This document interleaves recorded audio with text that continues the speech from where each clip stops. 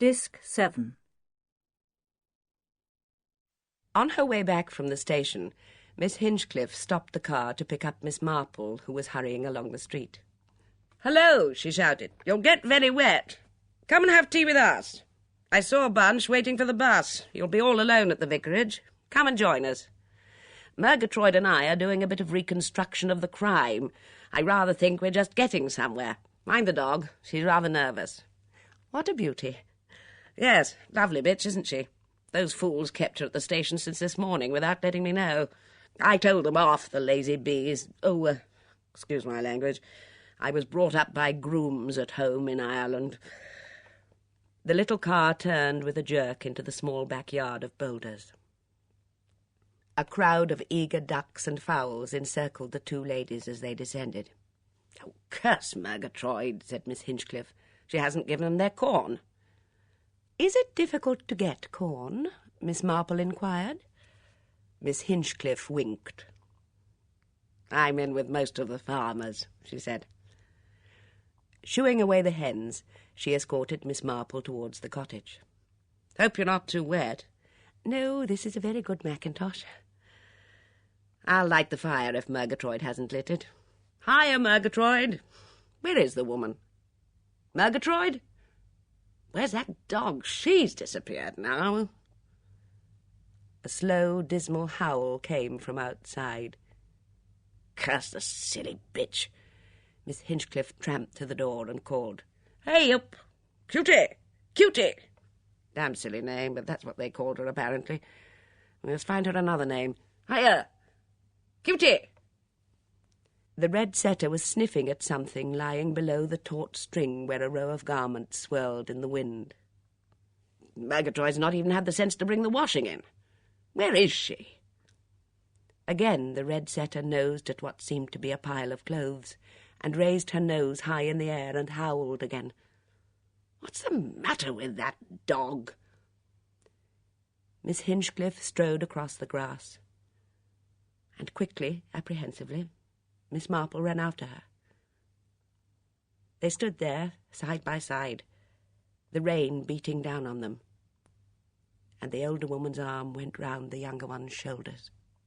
She felt the muscles go stiff and taut as Miss Hinchcliffe stood looking down on the thing lying there with the blue, congested face and the protruding tongue. "I'll kill whoever did this," said Miss Hinchcliffe in a low, quiet voice, "if once I get my hands on her." Miss Marple said, questioningly, "Her?" Miss Hinchcliffe turned a ravaged face towards her. "Yes. I know who it is, near enough. That is, it's one of 3 possibles."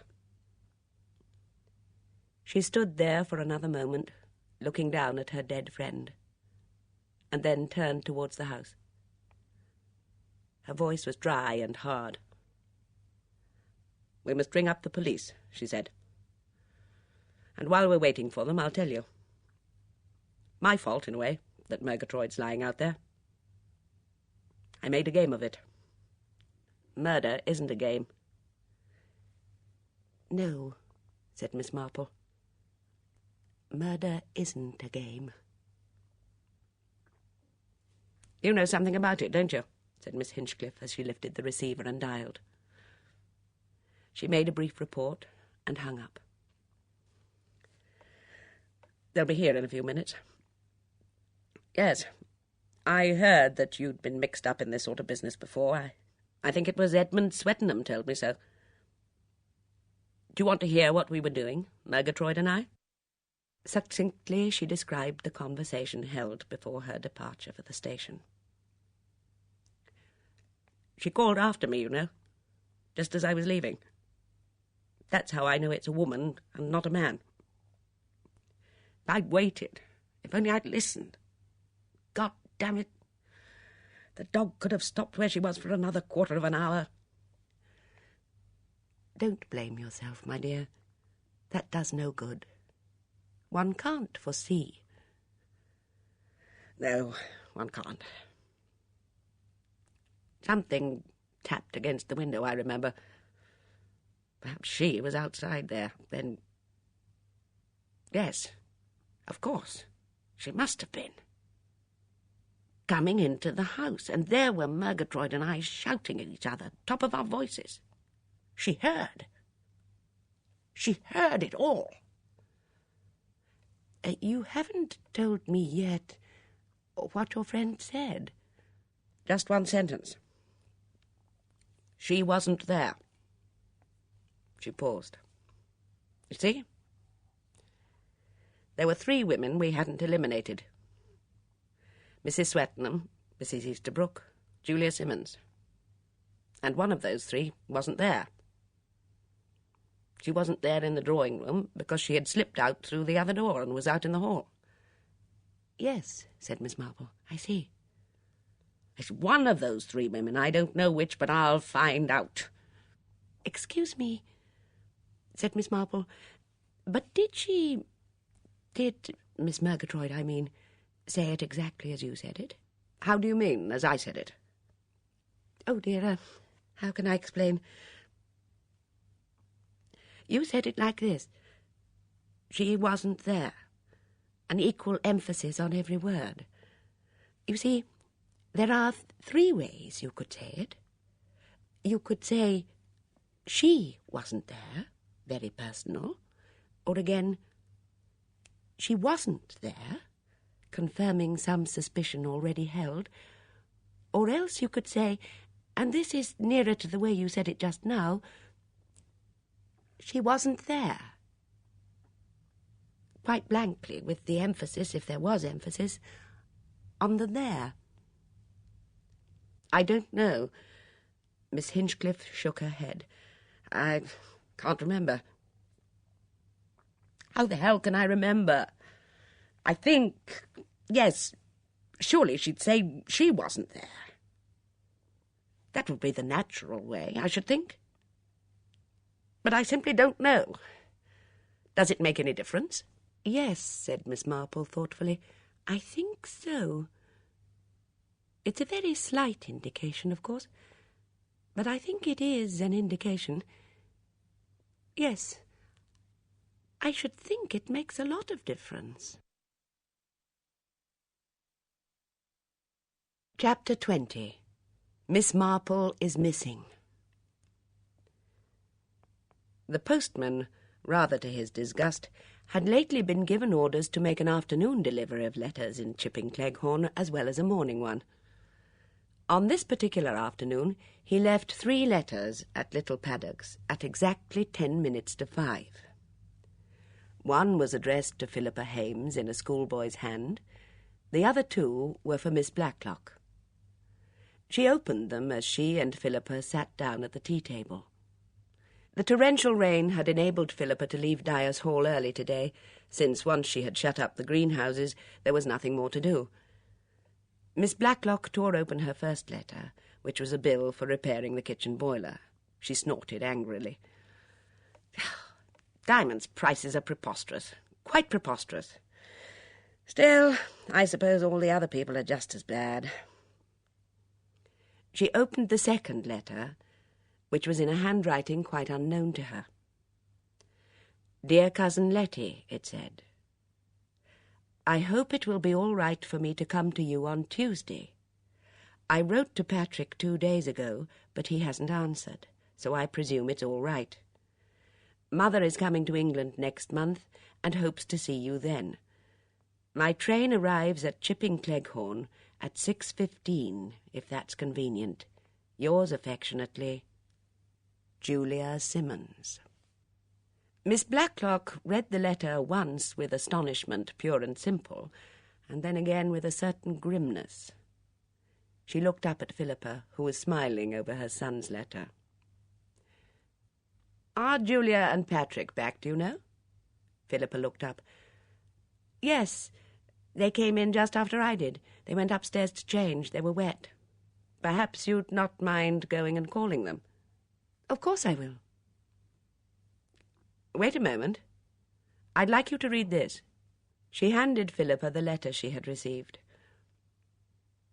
Philippa read it and frowned, I don't understand. Nor do I, quite. I think it's about time I did. Call Patrick and Julia, Philippa. Philippa called from the bottom of the stairs. Patrick! Julia! Miss Blacklock wants you. Patrick came running down the stairs and entered the room. Don't go, Philippa, said Miss Blacklock. Hello, Aunt Letty, said Patrick cheerfully. Want me? Yes, I do.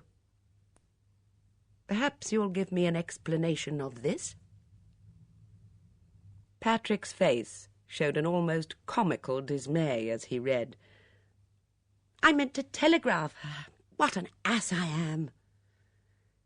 This letter, I presume, is from your sister, Julia? Yes, it is. Miss Blacklock said grimly, Then who, may I ask, is the young woman whom you brought here as Julia Simmons, and whom I was given to understand was your sister and my cousin? Well, you see, Aunt Letty, the fact of the matter is, I can explain it all. I know I oughtn't to have done it, but it really seemed more of a lark than anything else. If you'll just let me explain. I am waiting for you to explain. Who is this young woman? Well, I met her at a cocktail party soon after I got demobbed. We got talking, and I said I was coming here, and then, well, we thought it might be rather a good wheeze if I brought her along. You see, Julia, the real Julia, was mad to go on the stage, and Mother had 7 fits at the idea. However, Julia got a chance to join a jolly good repertory company up in Perth or somewhere, and she thought she'd give it a try. But she thought she'd keep Mum calm by letting Mum think that she was here with me studying to be a dispenser, like a good little girl. I still want to know who this other young woman is. Patrick turned with relief as Julia, cool and aloof, came into the room. The balloon's gone up, he said. Julia raised her eyebrows. Then, still cool, she came forward and sat down. OK, she said. That's that. I suppose you're very angry. She studied Miss Blacklock's face with almost dispassionate interest. I should be if I were you. Who are you? Julia sighed. I think the moment's come when I make a clean breast of things. Here we go. I'm one half of the Pip and Emma combination. To be exact, my christened name is Emma Jocelyn Stamfordis. Only Father soon dropped the Stamfordis. I think he called himself de Courcy next. My father and mother, let me tell you, split up about 3 years after Pip and I were born. Each of them went their own way, and they split us up. I was Father's part of the loot. He was a bad parent on the whole, though quite a charming one. I had various desert spells of being educated in convents, when Father hadn't any money or was preparing to engage in some particularly nefarious deal. He used to pay the first term with every sign of affluence and then depart and leave me on the nuns' hands for a year or 2. In the intervals, he and I had some very good times together, moving in cosmopolitan society. However, the war separated us completely. I'd no idea what's happened to him. I had a few adventures myself. I was with the French resistance for a time. It was quite exciting. To cut a long story short, I landed up in London and began to think about my future. I knew that Mother's brother, with whom she'd had a frightful row, had died a very rich man. I looked up his will to see if there was anything for me. I wasn't.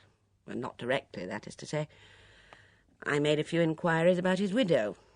It seemed she was quite gaga and kept under drugs and was dying by inches. Frankly, it looked as though you were my best bet. You were going to come into a hell of a lot of money, and from all I could find out, you didn't seem to have anyone much to spend it on. Look, I'll be quite frank.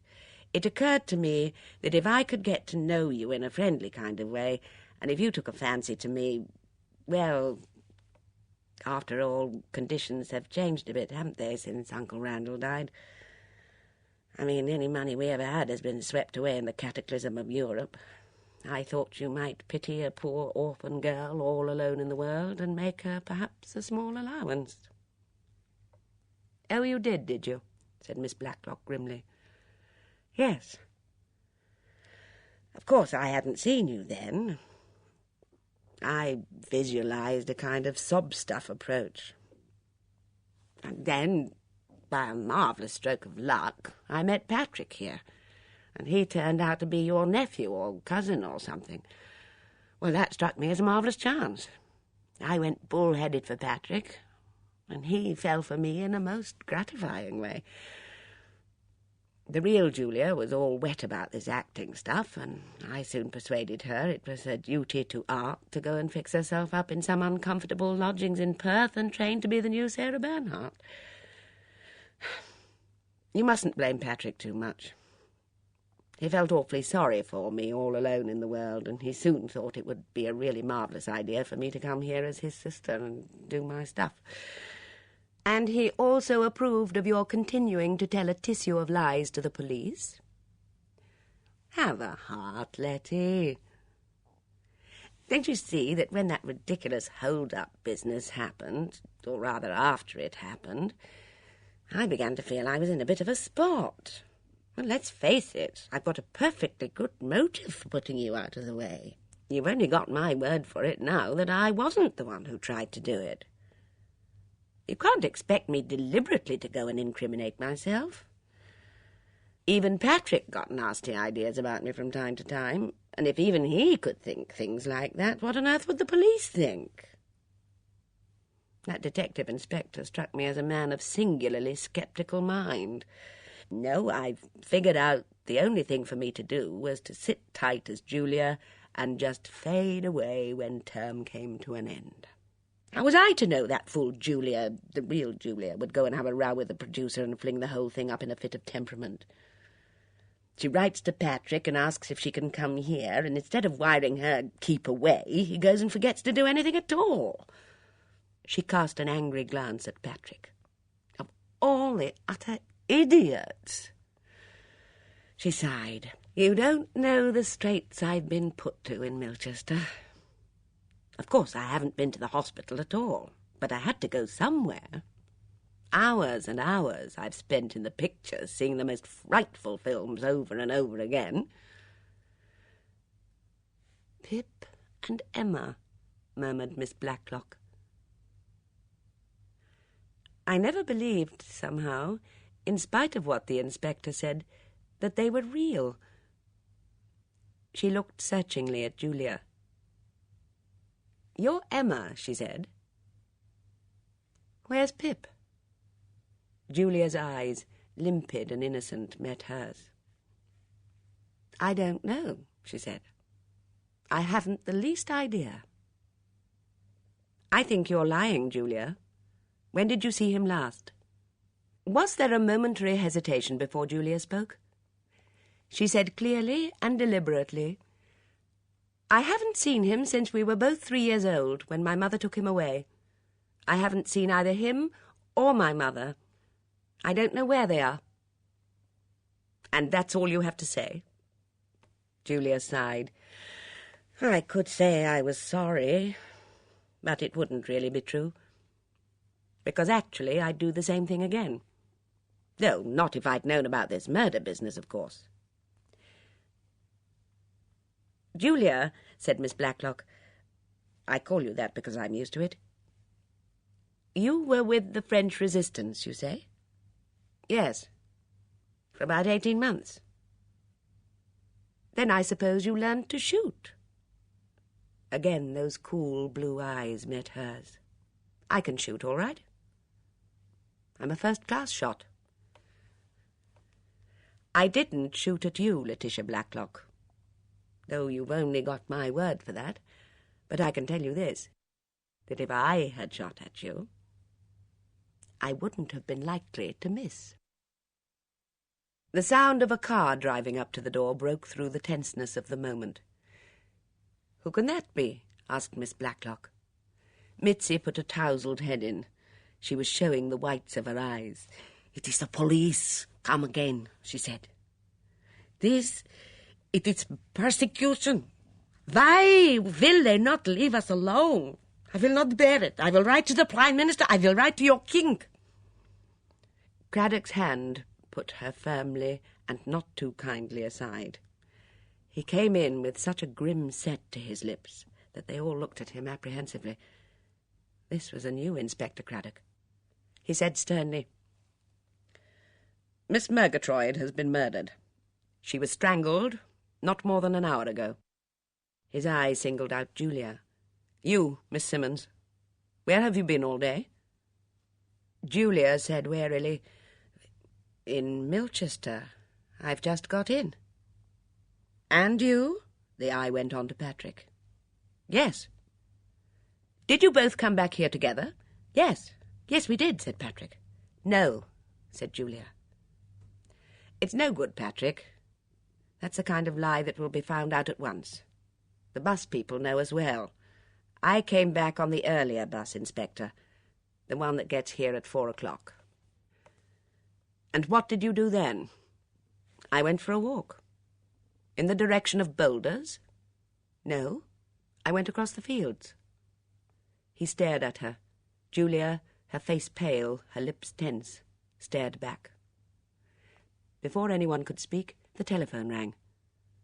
Miss Blacklock, with an inquiring glance at Craddock, picked up the receiver. Yes? Who? Oh, Bunch. What? No. No, she hasn't. I've no idea. Yes, he's here now. She lowered the instrument and said, Mrs. Harmon would like to speak to you, Inspector. Miss Marple has not come back to the vicarage, and Mrs. Harmon is worried about her. Craddock took 2 strides forward and gripped the telephone. Craddock speaking. I'm worried, Inspector. Bunch's voice came through with a childish tremor in it. Aunt Jane's out somewhere, and I don't know where. And they say that Miss Murgatroyd's been killed. Is it true? Yes, it's true, Mrs. Harmon. Miss Marple was there with Miss Hinchcliffe when they found the body. Oh, so that's where she is. Bunch sounded relieved. No, I'm afraid she isn't. Not now. She left there about, half an hour ago. She hasn't got home? No, she hasn't. It's only 10 minutes' walk. Where can she be? Perhaps she's called in on one of your neighbours. I've rung them up, all of them. She's not there. I'm frightened, Inspector. So am I, thought Craddock. He said quickly, I'll come round to you at once. Oh, do. There's a piece of paper. She was writing on it before she went out. I don't know if it means anything. It just seems gibberish to me. Craddock replaced the receiver. Miss Blacklock said anxiously, Has something happened to Miss Marple? Oh, I hope not. I hope not, too. His mouth was grim. Oh, she's so old and frail. I know. Miss Blacklock, standing with her hand pulling at the choker of pearls round her neck, said in a hoarse voice, It's getting worse and worse. Whoever's doing these things must be mad, Inspector, quite mad. I wonder. The choker of pearls round Miss Blacklock's neck broke under the clutch of her nervous fingers. The smooth white globules rolled all over the room. Letitia cried out in an anguished tone, My pearls! My pearls! The agony in her voice was so acute that they all looked at her in astonishment. She turned, her hand to her throat, and rushed, sobbing, out of the room. Philippa began picking up the pearls. I've never seen her so upset over anything, she said. Of course, she always wears them. Do you think, perhaps, that someone special gave them to her? Randall Girdler, perhaps? It's possible, said the inspector slowly. They couldn't be real by any chance? Philippa asked from where on her knees she was still collecting the white shining globes. Taking one in his hand, Craddock was just about to reply contemptuously, Real, of course not. when he suddenly stifled the words. After all, could the pearls be real? They were so large, so even, so white, that their falseness seemed palpable, but Craddock remembered suddenly a police case where a string of real pearls had been bought for a few shillings in a pawnbroker's shop. Letitia Blacklock had assured him that there was no jewellery of value in the house. If these pearls were, by any chance, genuine, they must be worth a fabulous sum. And if Randall Girdler had given them to her, then they might be worth any sum you cared to name. They looked false. They must be false. But if they were real, why not? She might herself be unaware of their value. Or might she choose to protect her treasure by treating it as though it were a cheap ornament worth a couple of guineas at most? What would they be worth if real? A fabulous sum. Worth doing murder for, if anybody knew about them. With a start, the inspector wrenched himself away from his speculations. Miss Marple was missing. He must go to the vicarage. He found Bunch and her husband waiting for him, their faces anxious and drawn. "She hasn't come back," said Bunch. "Did she say she was coming back here when she left Boulders?" asked Julian. "She didn't actually say so," said Craddock slowly, throwing his mind back to the last time he had seen Jane Marple. He remembered the grimness of her lips and the severe frosty light in those unusually gentle blue eyes. Grimness, an inexorable determination to do what? To go where? "She was talking to Sergeant Fletcher when I last saw her," he said, "just by the gate, and then she went through it and out. I took it she was going straight home to the vicarage. I would have sent her in a car, but there was so much to attend to, and she slipped away very quietly. Fletcher may know something.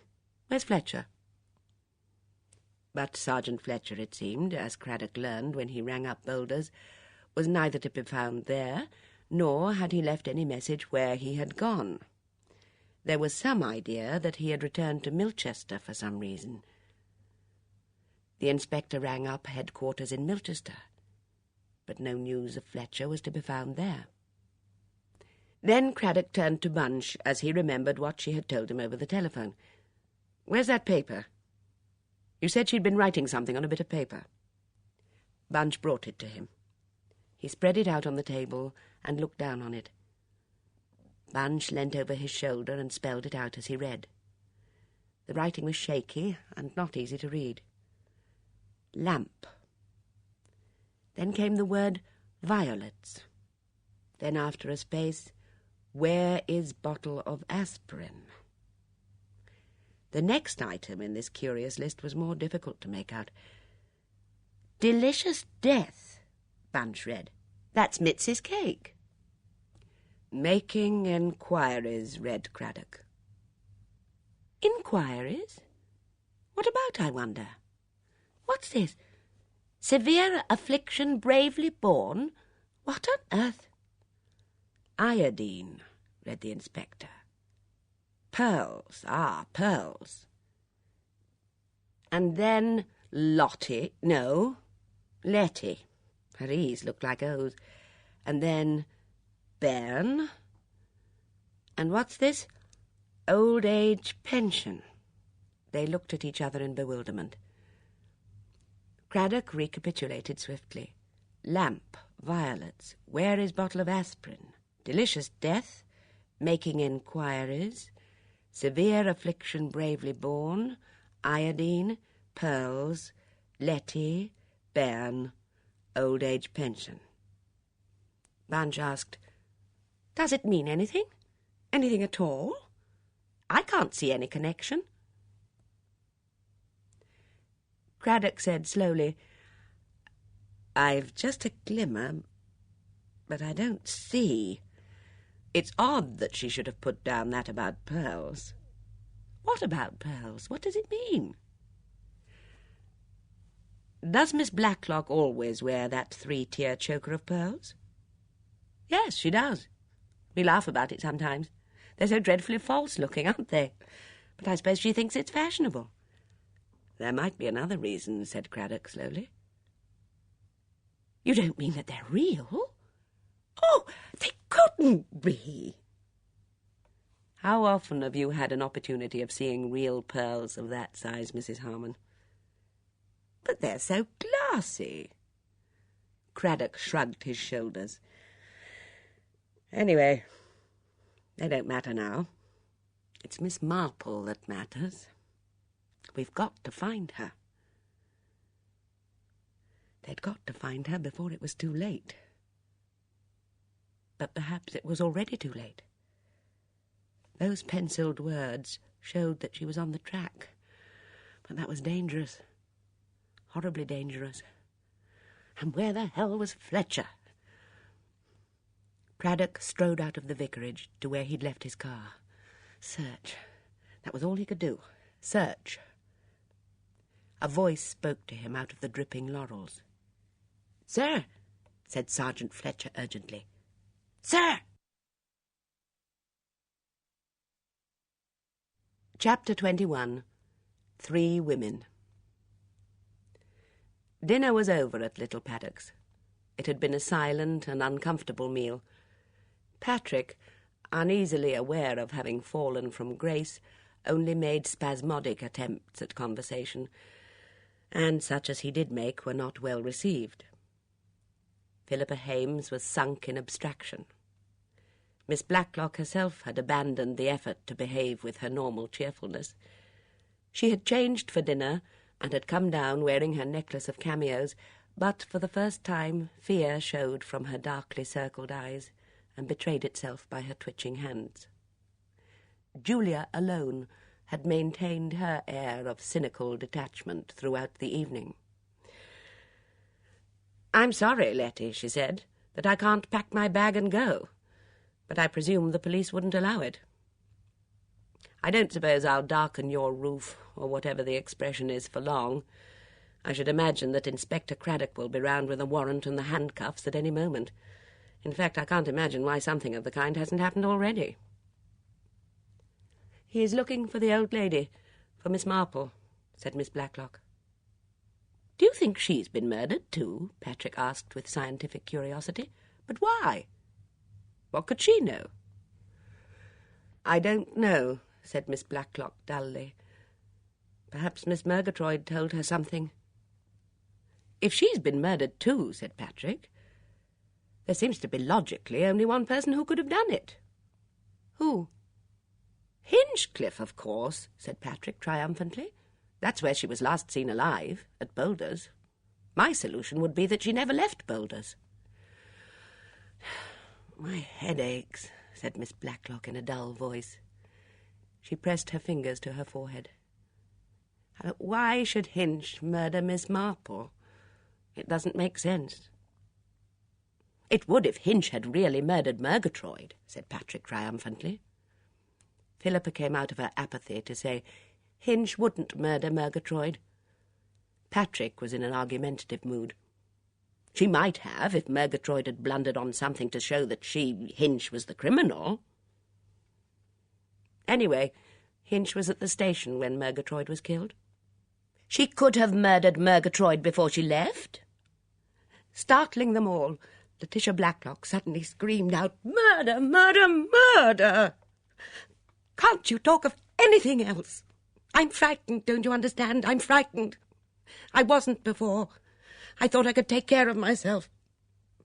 But what can you do against a murderer who's waiting and watching and biding his time? Oh, God!" She dropped her head forward on her hands. A moment later she looked up and apologized stiffly. "I'm sorry. I lost control." "That's all right, Aunt Letty," said Patrick affectionately. "I'll look after you." "You," was all Letitia Blacklock said, but the disillusionment behind the word was almost an accusation. That had been shortly before dinner, and Mitzi had then created a diversion by coming and declaring that she was not going to cook the dinner. I do not do anything more in this house. I go to my room, I lock myself in, I stay there until it is daylight. I am afraid people are being killed. That Miss Murgatroyd with her stupid English face, who would want to kill her? Only a maniac. Then it is a maniac that is about, and a maniac does not care who he kills. But me, I do not want to be killed. There are shadows in that kitchen, and I hear noises. I think there is someone out in the yard, and then I think I see a shadow go by the larder door, and then it is footsteps I hear. So I go now to my room, and I lock the door, and perhaps even I put the chest of drawers against it. And in the morning I tell that cruel, hard policeman that I'll go away from here. And if he will not let me, I say I scream, and I scream, and I scream until you have to let me go. Everybody, with a vivid recollection of what Mitzi could do in the screaming line, shuddered at the threat. So, I go to my room, said Mitzi, repeating the statement once more to make her intentions quite clear. With a symbolic action, she cast off the cretonne apron she had been wearing.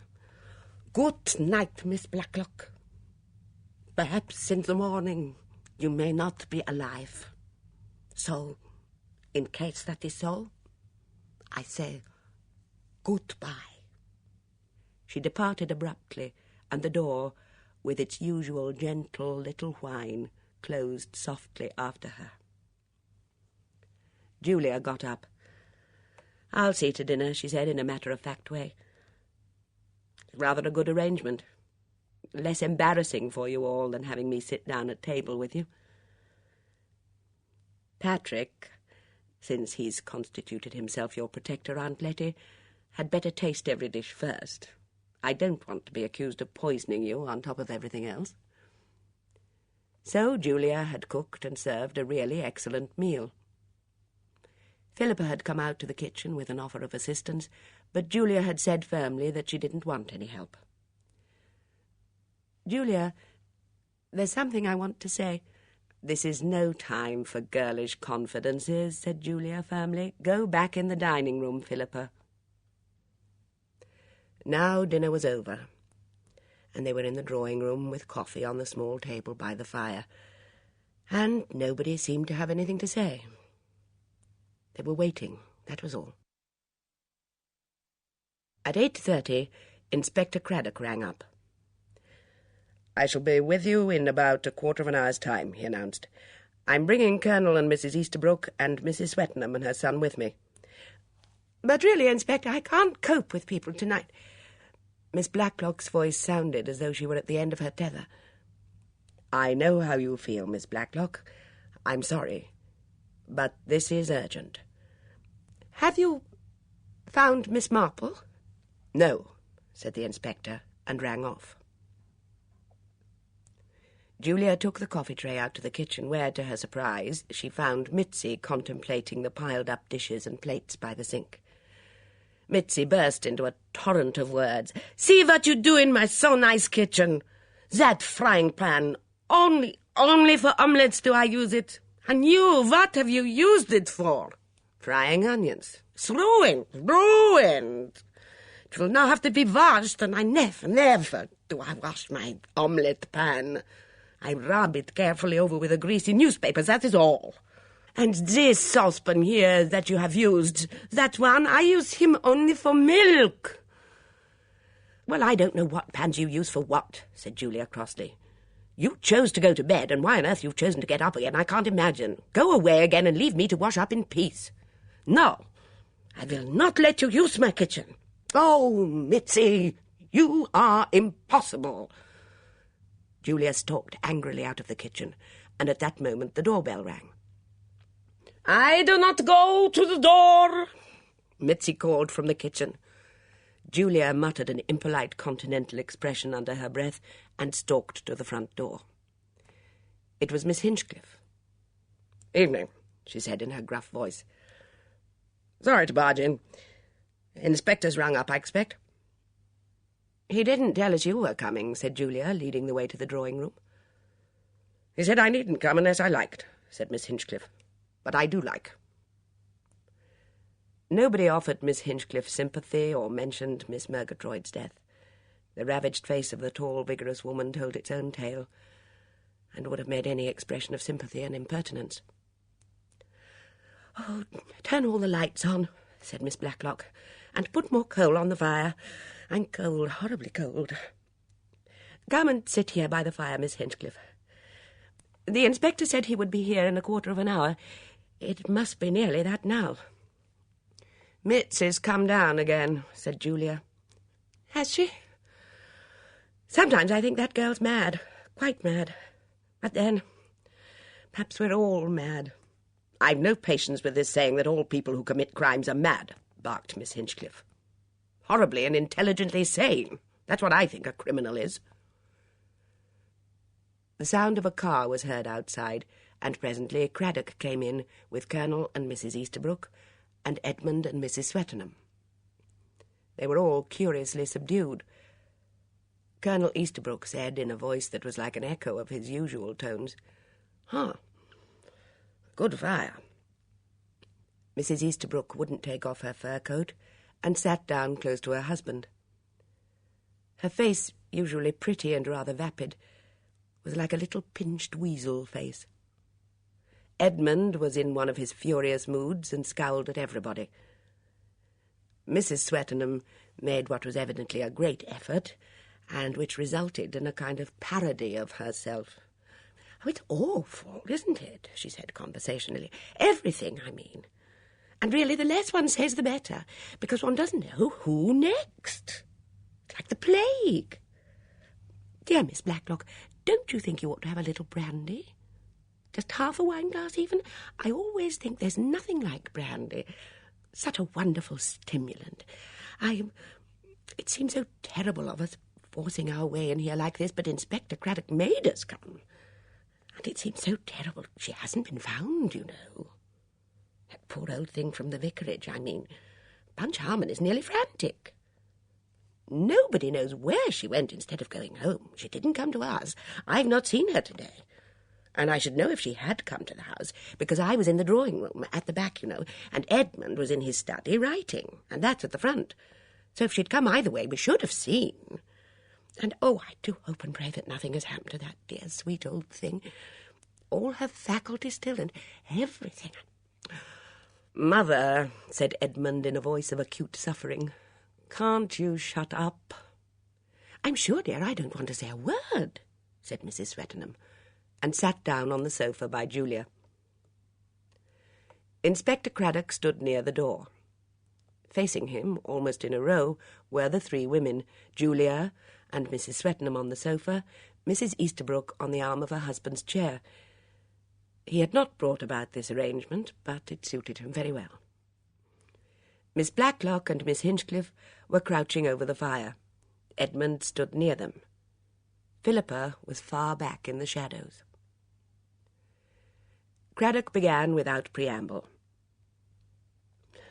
"You all know that Miss Murgatroyd's been killed," he began. "We've reason to believe that the person who killed her was a woman. And for certain other reasons, we can narrow it down still more. I'm about to ask certain ladies here to account for what they were doing between the hours of 4 and 4:20 this afternoon. I've already had an account of her movements from the young lady who has been calling herself Miss Simmons. I will ask her to repeat that statement. At the same time, Miss Simmons, I must caution you that you need not answer if you think your answers may incriminate you, and anything you say will be taken down by Constable Edwards and may be used as evidence in court." "You have to say that, don't you?" said Julia. She was rather pale, but still composed. "I repeat that between 4 and 4:30 I was walking along the field leading down to the brook by Compton Farm. I came back to the road by that field with 3 poplars in it. I didn't meet anyone, as far as I can remember. I did not go near boulders." "Mrs. Swettenham?" Edmund said, "Are you cautioning all of us?" The inspector turned to him. "No. At the moment only Miss Simmons. I have no reason to believe that any other statement made will be incriminating, but anyone, of course, is entitled to have a solicitor present and to refuse to answer questions unless he is present." "Oh, but that would be a very silly and a complete waste of time," cried Mrs. Swettenham. "I'm sure I can tell you at once exactly what I was doing. That's what you want, isn't it? Shall I begin now?" "Yes, please, Mrs. Swettenham." "Now, let me see." Mrs. Swettenham closed her eyes, opened them again. "Of course I had nothing at all to do with killing Miss Murgatroyd. I'm sure everybody here knows that. But I'm a woman of the world. I know quite well that the police have to ask all the most unnecessary questions and write the answers down very carefully, because it's all for what they call the record. That's it, isn't it?" Mrs. Swettenham flashed the question at the diligent Constable Edwards and added graciously, "I'm not going too fast for you, I hope?" Constable Edwards, a good shorthand writer, but with little social savoir-faire, turned red to the ears and replied, "It's quite all right, madam. Well, perhaps a little slower would be better." Mrs. Swettenham resumed her discourse with emphatic pauses where she considered a comma or a full stop might be appropriate. "Well, of course it's difficult to say exactly, because I've not got really a very good sense of time. And ever since the war, quite half-hour clocks haven't gone at all, and the ones that do go are often either fast or slow or stop because we haven't wound them up." Mrs. Swettenham paused to let this picture of confused time sink in, and then went on earnestly. "What I think I was doing at 4:00 was turning the heel of my sock, and for some extraordinary reason I was going round the wrong way, in pearl, you know, not plain. But if I wasn't doing that, I must have been outside snipping off the dead chrysanthemums. No, that was earlier, before the rain." "The rain," said the inspector, "started at 4:10 exactly." "Did it now? That helps a lot. Of course I was upstairs putting a wash basin in the passage where the rain always comes through. And it was coming through so fast I guessed at once that the gutter was stopped up again. So I came down and got my mackintosh and rubber boots. I called Edmund, but he didn't answer, so I thought perhaps he'd got to a very important place in his novel, and I wouldn't disturb him. And I've done it quite often myself before. With the broom handle, you know, tied onto that long thing you push up windows with." "You mean," said Craddock, noting bewilderment on his subordinate's face, "that you were cleaning out the gutter?" "Yes, it was all choked up with leaves. It took a long time, and I got rather wet, but I got it clear at last. And then I went in and got changed and washed. It was so smelly, dead leaves. And then I went into the kitchen and put the kettle on. It was 6:15 by the kitchen clock." Constable Edwards blinked. "Which means," finished Mrs. Swettenham triumphantly, "that it was exactly 20 minutes to 5. Or near enough," she added. "Did anyone see what you were doing whilst you were out cleaning the gutter?" "No, indeed," said Mrs. Swettenham. "I'd have soon roped them in to help if they had. It's a most difficult thing to do single-handed." "So, by your own statement, you were outside in a mackintosh and boots at the time when the rain was coming down, and according to you, you were employed during that time in cleaning out a gutter, but you have no one who can substantiate that statement." "You can look at the gutter," said Mrs. Swettenham. "It's beautifully clear." "Did you hear your mother call to you, Mr. Swettenham?" "No," said Edmund. "I was fast asleep." "Edmund," said his mother reproachfully, "I thought you were writing." Inspector Craddock turned to Mrs. Easterbrook. "Now, Mrs. Easterbrook?" "I was sitting with Archie in his study," said Mrs. Easterbrook, fixing wide, innocent eyes on him. "We were listening to the wireless together, weren't we, Archie?" There was a pause. Colonel Easterbrook was very red in the face. He took his wife's hand in his. You don't understand these things, kitten, he said. Well, I must say, Inspector, you've rather sprung this business on us. My wife, you know, has been terribly upset by all this. She's nervous and highly strung and doesn't appreciate the importance of taking due consideration before she makes a statement. Archie, cried Mrs. Easterbrook reproachfully, are you going to say you weren't with me? Well, I wasn't, was I, my dear? I mean, one's got to stick to the facts. Very important in this sort of inquiry. I was talking to Lampson, the farmer at Croft End, about some chicken netting. That was about 4:45. I didn't get home until after the rain had stopped. Just before tea, 4:45. Laura was toasting the scones. And had you been out also, Mrs. Easterbrook? The pretty face looked more like a weasel's than ever. Her eyes had a trapped look. No, I just sat listening to the wireless. I didn't go out, not then. I'd been out earlier, about 3:30, just for a little walk, not far. She looked as though she expected more questions, but Craddock said quietly, "That's all, Mrs. Easterbrook." He went on, "These statements will be typed out. You can read them and sign them if they are substantially correct." Mrs. Easterbrook looked at him with sudden venom. "Why don't you ask the others where they were? That Hames woman and Edmund Swettenham. How do you know he was asleep indoors? Nobody saw him."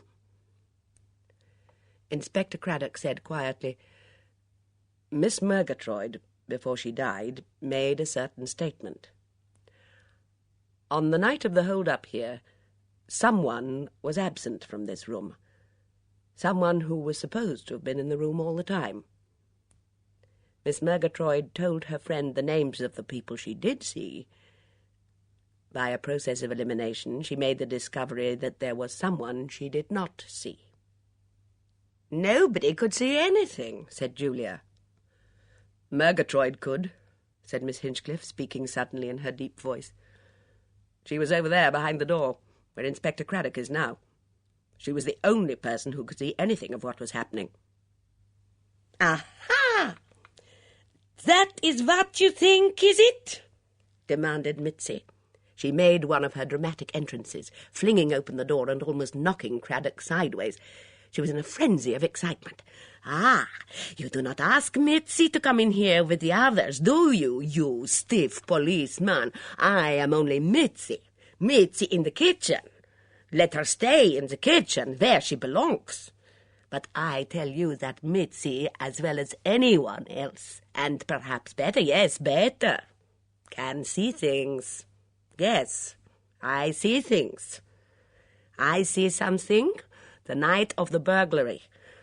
I see something, and I do not quite believe it, and I hold my tongue till now. I think to myself, I will not tell what it is I have seen, not yet, I will wait."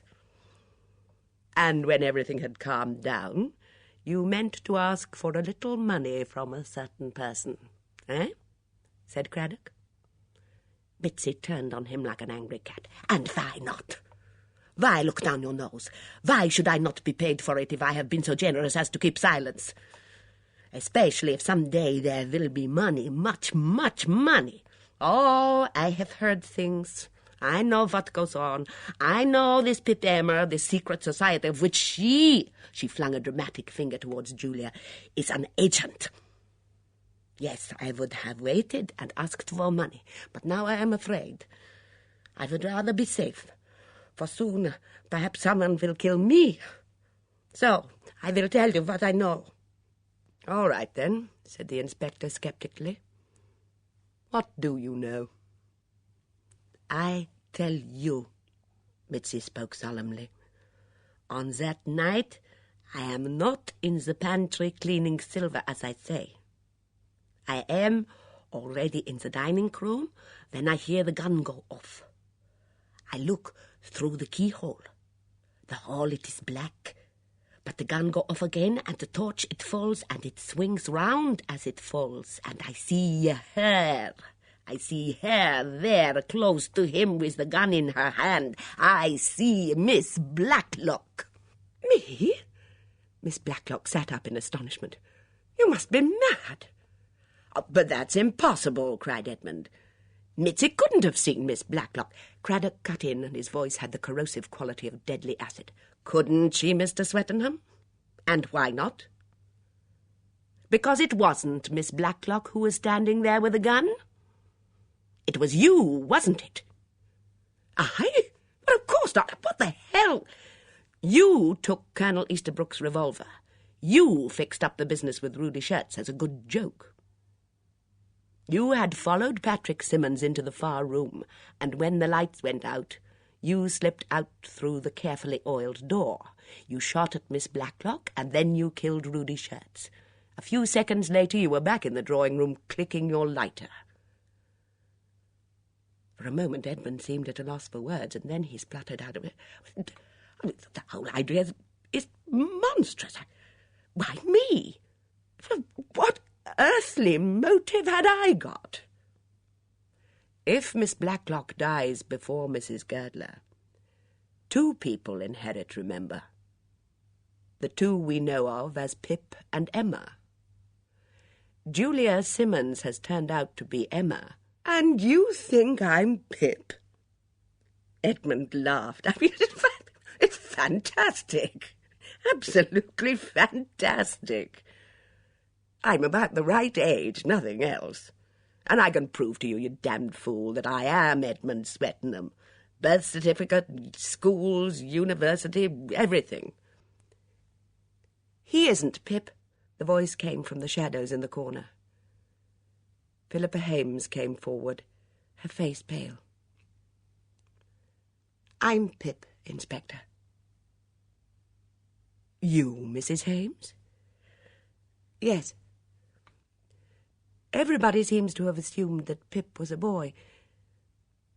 Julia knew, of course, that her twin was another girl. I don't know why she didn't say so this afternoon. Family solidarity, said Julia. I suddenly realized who you were. I'd had no idea till that moment. I'd had the same idea as Julia did, said Philippa, her voice trembling a little. After I lost my husband and the war was over, I wondered what I was going to do. My mother died many years ago. I found out about my Girdler relations. Mrs. Girdler was dying, and at her death the money would go to a Miss Blacklock. I found out where Miss Blacklock lived, and I came here. I took a job with Mrs. Lucas. I hoped that, since this Miss Blacklock was an elderly woman without relatives, she might perhaps be willing to help. Not me, because I could work, but help with Harry's education. After all, it was Girdler money, and she'd no one particular of her own to spend it on. And then... Philippa spoke faster. It was as though, now her long reserve had broken down, she couldn't get the words out fast enough. That hold-up happened, and I began to be frightened, because it seemed to me that the only possible person with a motive for killing Miss Blacklock was me. I hadn't the least idea who Julia was. We aren't identical twins, and we're not much alike to look at. No, it seemed as though I was the only one bound to be suspected. She stopped and pushed her fair hair back from her face. And Craddock suddenly realized that the faded snapshot in the box of letters must have been a photograph of Philippa's mother. The likeness was undeniable. He knew, too, why that mention of closing and unclosing hands had seemed familiar. Philippa was doing it now. Miss Blacklock has been good to me. Very, very good to me. I didn't try to kill her. I never thought of killing her. But all the same, I'm Pip. She added, You see, you needn't suspect Edmund any more. Needn't I? Said Craddock.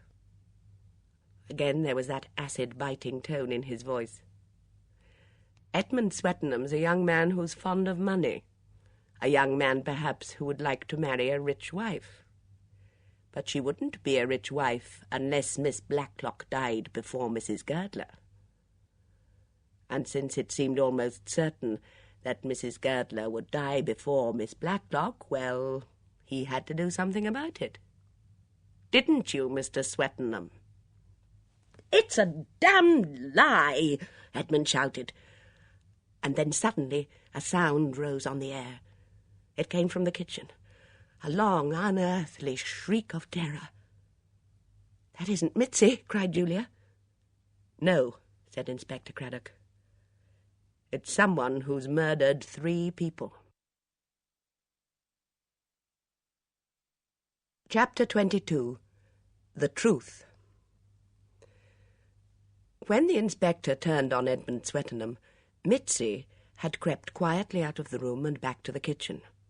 She was running water into the sink when Miss Blacklock entered. Mitzi gave her a shamefaced sideways look.